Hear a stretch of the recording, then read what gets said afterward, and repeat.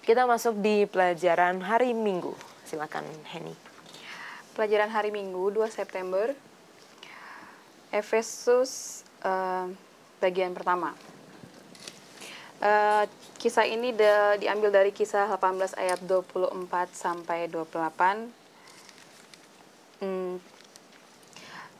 Menceritakan tentang Apolos, di mana Apolos ini sudah hidup pada saat Yesus juga hidup di bumi ini.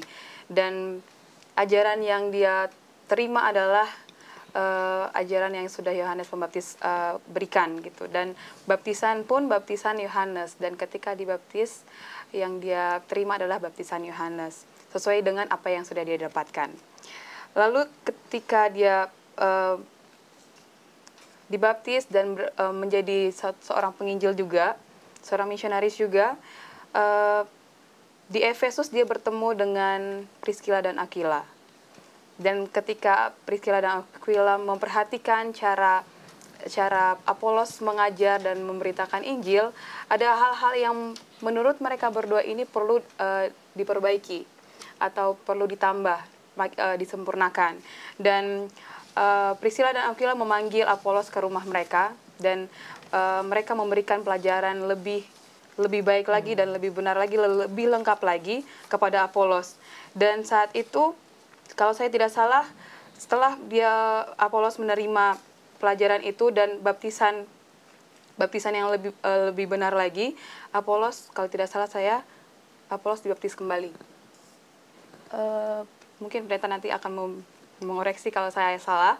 Dan setelah Apolos dibaptis kembali, dia semakin semangat untuk menginjil dengan segala kebenaran yang sudah didapatkan.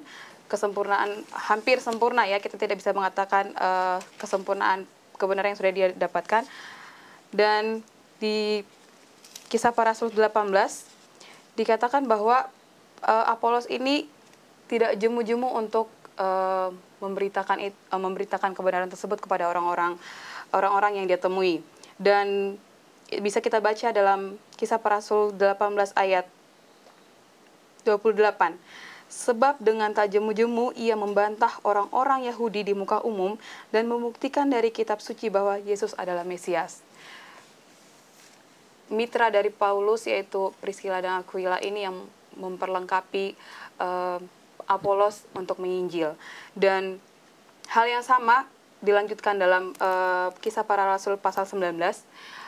Paulus berada di Efesus.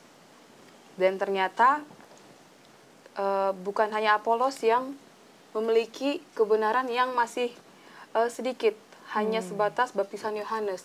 Ternyata Paulus menemukan orang-orang lain juga gitu di situ. Dan sahabat mengatakan bahwa itu ada 12 orang mereka di sana yang Paulus temukan, dan Paulus mengajar mereka kembali, memberitahu siapa Yesus, walaupun 12 orang ini secara jelas Alkitab mengatakan mereka sudah dibaptis sebelumnya. Dan setelah Paulus memberikan kebenaran itu lebih sempurna lagi, mereka dibaptis kembali.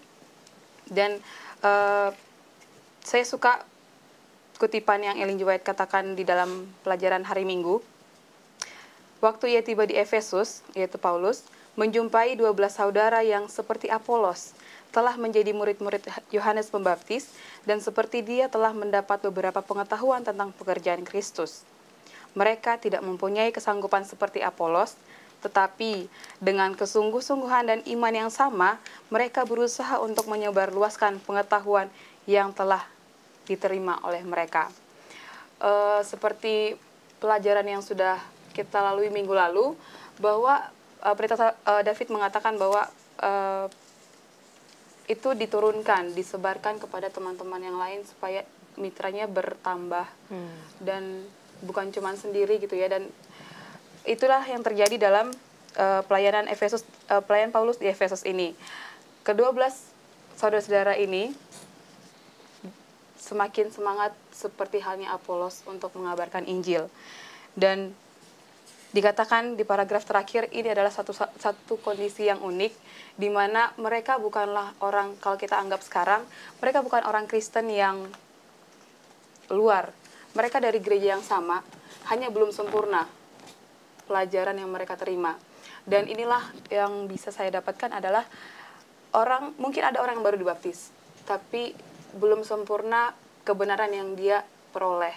Dan orang-orang yang sudah senior akan kerohaniannya atau lebih tinggi kerohaniannya punya tugas lebih besar untuk memperdalam atau mengajar jiwa-jiwa baru ini untuk semakin mengenal kebenaran itu, sehingga diperlengkapi untuk menginjil ke tempat-tempat yang lain seperti hal yang di pelajaran hari Minggu ini.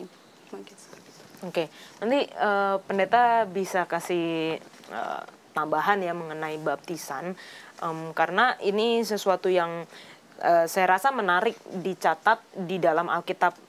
Baptisan terjadi 2 kali, karena di ayat yang lain dikatakan 1 baptisan. Dan 1 bukan sekali. Bukan 1 ya, bukan sekali.